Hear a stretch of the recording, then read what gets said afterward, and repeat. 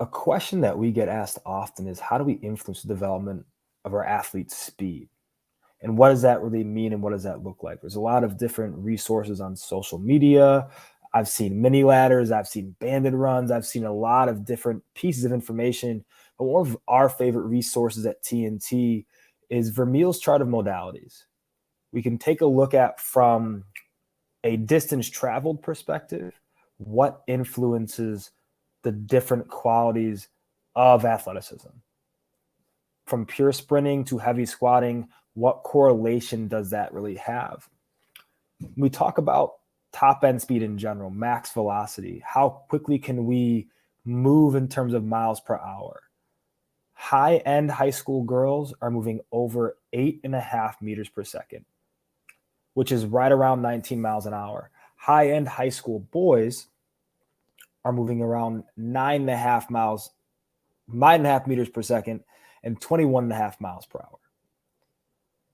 The fastest I can safely lift an object in the weight room, deadlift, trap bar jump, squat, is 1.3 meters per second. Simply, that is a 6.5 times difference between my max velocity I can sprint and how quickly I can move an object in a safe manner. So we can see right there that, okay, from a weight room perspective, we can't improve top end speed by being in the weight room. So how do we improve it? The answer is very simple. Pure sprinting, which means obtaining maximum velocity for usually no more than 3 or so reps, right? We're talking about 60 to 70 meters in terms of correlation. So sprinting in general is really kind of the holy grail of athleticism because it has the greatest degree of impact from 0 meters to 70 meters traveled. Then we talk about, okay, how do we gain more power, right? I want to be more explosive out of the blocks. I want to be more explosive, out of my stance. I want to be a better basketball player. I want to be quicker to the hoop.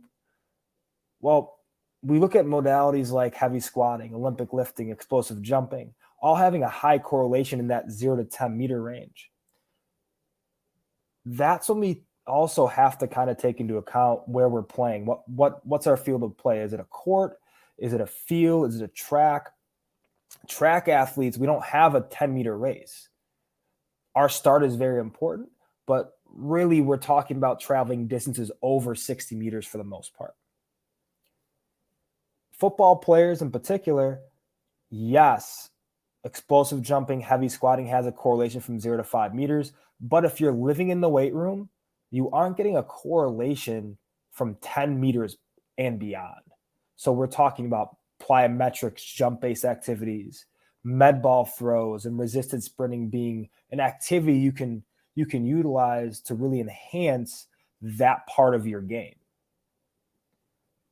In general, when we take a step back and look at, am I going to go in the weight room and heavy squat? Am I going to bench press?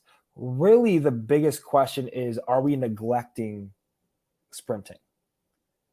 Because that's the first thing in terms of a quality that degrades. If we don't sprint, that degrades weakly. Maximal strength will stick around longer, and so will aerobic capacity. So when we talk about traditional conditioning, gassers, up backs, 300-meter repeats, we can't call that speed training because it's not done at maximum, right? Speed training is pure sprinting. It has to be done with maximum intent, with also maximum rest and recovery. If I sprint 60 meters as hard as I possibly can, my rest has to mimic the meters traveled or the yards traveled. If I sprint 60 meters, I need 6 minutes of total rest. If I sprint 100 meters, I need 10 minutes of total rest if I want that activity to be done at 95% or above intensity the next time. Also, from a quality perspective, that's how we continue to increase top end speed as a singular quality over time, is by sprinting often, once, twice a week, and doing so with the correct amount of rest. Sprinting is the most damaging to the nervous system, but also the most beneficial with the right amount of recovery. So when we talk about, should I squat, should I jump, should I do sled runs, all of the above. But only one of those is called speed training. Only one of them impacts your ability to sprint at top end speed, and that is sprinting itself.